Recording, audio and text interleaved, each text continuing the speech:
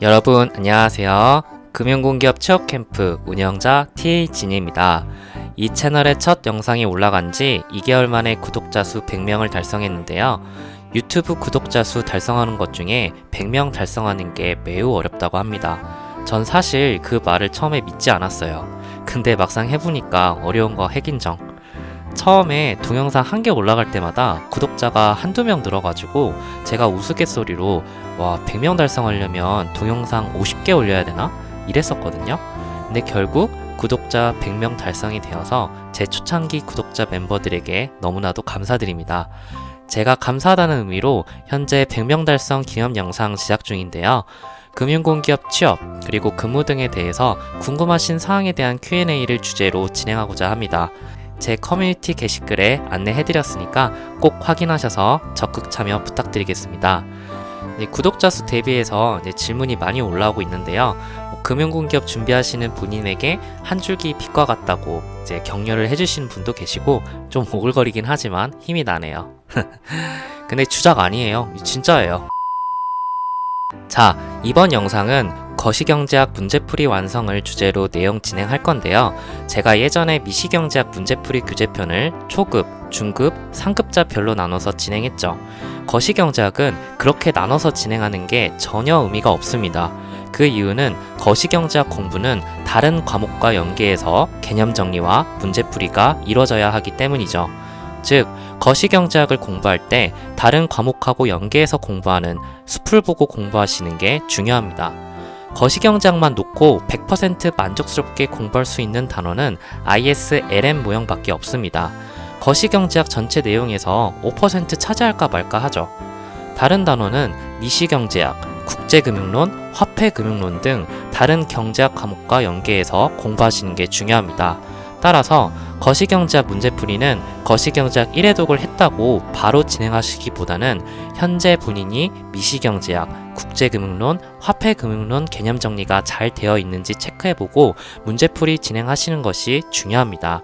따라서 저는 이번 거시경제학 편은 미시경제학 편과 다르게 각 단원별로 어떤 과목과 연계해서 문제풀이 공부해야 하는지 미시경제학, 국제금융론, 화폐금융론으로 나눠서 말씀드리겠습니다.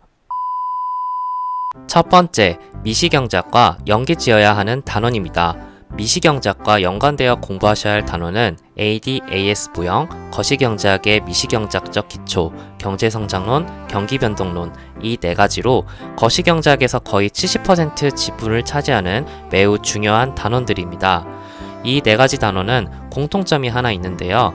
바로 특정 시장의 소비자의 효용, 생산자의 생산 극대화 이 두 문제에 대한 메커니즘을 이해하셔야 위 이론들을 완벽히 이해할 수 있다는 점입니다.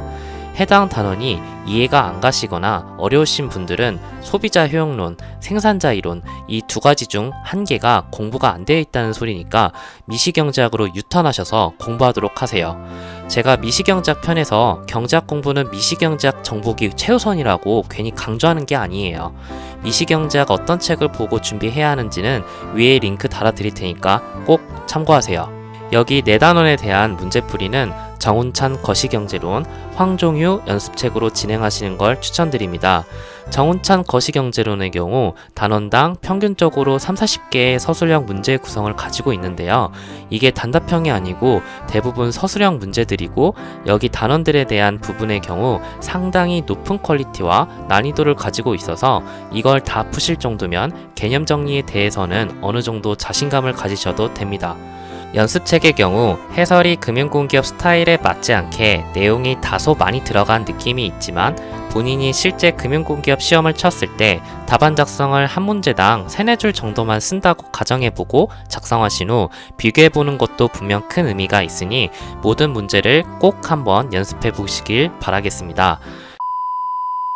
두 번째, 국제금융론과 연계지어야 하는 단원은 먼델 플레밍 모형과 같은 개방 거시경제학 단원입니다. 먼델 플레밍 모형을 보통 초반에 배우다 보니까 IS, LM, BP 곡선 그려서 각 상황별로 곡선 이동시키면 총생산과 이자율이 어떻게 될지 위주로 배우잖아요.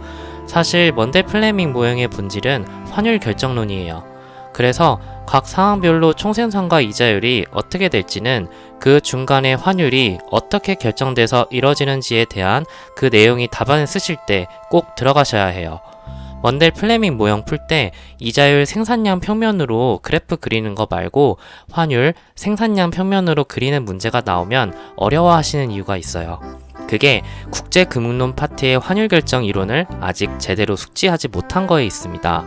보통 이 모형에 대해서 더 어렵게 내면 국제 이자율 평형 모형하고 섞어서 내는 경우도 있는데 못 푸시잖아요? 그러면 일단 개방 거시 경제학 부분의 문제풀이는 잠깐 멈춰주시고 바로 국제금융론 개념 정리하시는 걸 추천드립니다.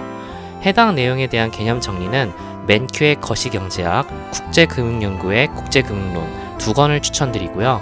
문제풀이 완성은 황종유 국제경제학 연습책, 김진욱 국제경제학 모의고사 칩의 국제금융론 파트 쪽 풀어보시는 걸 추천드립니다.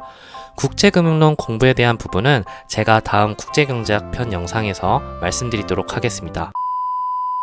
마지막으로 화폐금융론과 연계지어야 하는 단어는 인플레이션, 통화정책, 화폐채권시장 이론 이 세 가지입니다. 위에 나와 있는 이론들은 보통 해당 이론만 단독 출제되기보다는 다른 거시경제학 이론과 같이 연계돼서 출제되는 경우가 많습니다.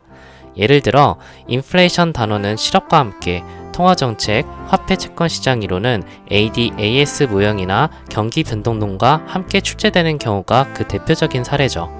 만약 여러분이 거시경제학 개념 정리나 문제풀이 하실 때 해당 단원을 마주하게 되시면 거시경제학 책과 화폐금융론 책을 같이 보시는 걸 추천드립니다.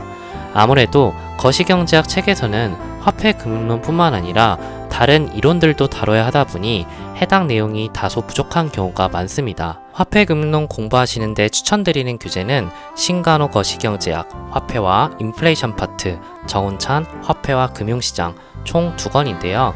이 2권 위주로 개념 정리 및 문제풀이 하시는 걸 추천드리겠습니다. 자, 여기까지 거시경제학을 어떻게 완성해야 하는지 다뤄보았고요. 보통 경제학 필기시험 준비를 양치기로 하시는 경우가 많습니다. 네, 저도 양치기 중요하다고 생각하지만 보다 효율적인 방법으로 양치기 하는 게 더 중요하죠. 거시경제학 문제풀이는 반드시 단원별 관련 다른 과목과 연계돼서 이루어져야 하고 해당 단원의 문제풀이가 안 되시면 그것과 관련된 다른 경제학 과목의 개념 정리부터 진행하셔야 합니다. 시간이 오래 걸려 보여도 장기적으로는 누구보다 더 빠르게 실력자로 우뚝 설 수 있게 될 것입니다. 이번 영상은 여기까지고요. 이번 영상이 유용하셨다면 좋아요와 구독 버튼 눌러주시면 감사하겠습니다. 그럼 다음 영상에서 뵙겠습니다. 감사합니다.